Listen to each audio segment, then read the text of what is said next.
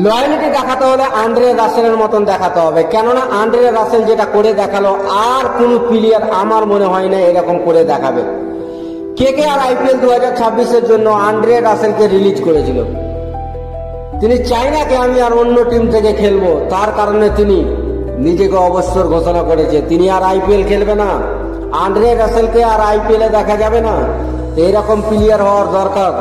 কেকেআরকে 12 বছর সার্ভিস দিয়েছে, তারপরে যখন কেকেআর তাকে রিলিজ করেছে তারপর থেকে তিনি নিজেকে এমনভাবে করেছে কি না ভাই আমি আর আইপিএলই খেলবো না।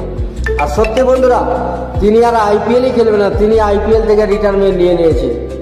অনেক প্লেয়ার দেখলাম এই টিম থেকে ওই টিম, ওই টিম থেকে ওই টিম, ওই টিম থেকে ওই টিম, 4-5টা টিম চেঞ্জ করেছে। আন্দ্রে রাসেল দিল্লি ডেভিলস থেকে খেলেছিল 2012-র পর। তিনি যে আইপিএলে কেকেআর এর সঙ্গে জড়িত হয়েছে তারপর থেকে ভাই আর কোথাও জানি। আর কেকেআর রিলিজ করলো আর তিনি